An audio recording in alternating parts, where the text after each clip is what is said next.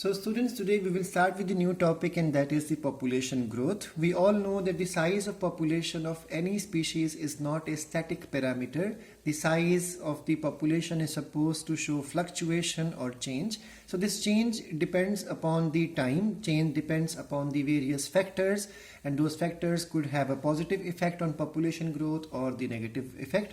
For example, availability of food will have a positive effect on the population. If there is scarcity of food or drinking water, it will have a negative effect on the population. Similarly, predation will have a negative effect. Adverse environmental conditions will have the negative effect. In fact, it is these changes in the population density that give us some idea of what is happening to the population, whether it is healthy and growing or flourishing, or whether it is declining or coming down. Whatever might be the ultimate reason, density of a population in a given habitat during the given period fluctuates due to change in the four basic processes. So there are four main biological activities which are responsible for change in the population or the population density, and these four things are natality. Natality stands for the birth rate. Immigration, when the individuals move into the new area, and these two activities are supposed to add to the population. But when we talk about the mortality, that means death rate, and the animals or organisms moving out of the area, these two activities are supposed to decrease the population density. Before we move on to that, we need to understand one thing, that population growth is also controlled by the fecundity of the organism. Fecundity is the reproductive output of an individual. For example, we all know when we talk about bitch, a bitch is supposed to produce 5 to 6 puppies in a litter.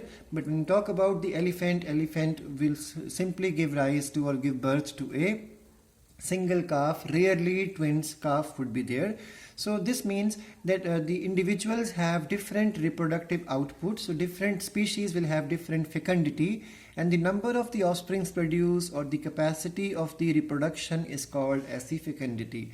So another thing is the survival rate. We all know that survivalship curve and the number of surviving individual of a particular area, when put under graph, it shows you the idea regarding the survival rate of the organism. So the survival rate, the fecundity, and then the total fertility rate, these all are important to establish whether the population is healthy or not. Now the four main things as per the NCERT are the natality, mortality, immigration, and emigration. So natality refers to as the number of births during the given period in the population that are added to the initial density. Mortality is the number of deaths in the population during a given period of time. And immigration, im stands for coming in. So immigration is the number of individuals of the same species that have come into the habitat from somewhere else during the time period of consideration. And emigration, E stands for out. So emigration is the number of individuals of population who left the habitat and gone somewhere else during the time period under consideration. So four things are basically responsible for the population growth. Now we need to understand one more main thing, that migration is something which does not happen every time. So on a normal basis, in a normal situation, when everything in the environment is fine, it is the natality which is going to have far more effect compared to any other process of these out of four. So out of these four, when the environmental condition, all the conditions, biotic, abiotic factors are in the positive indication, then there will be more birth compared to all these other factors. So the population is going to be affected more by the natality in that case.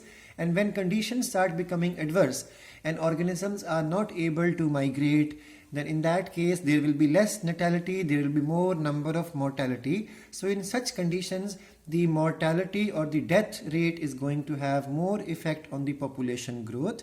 And in these special conditions only, organisms try to migrate. So when they migrate out, it decreases the population, and because they are migrating out into a new habitat, so they add or increase the population in the new habitat. So as per the NCERT, this this figure 13.5 is very important for the board examination point of view.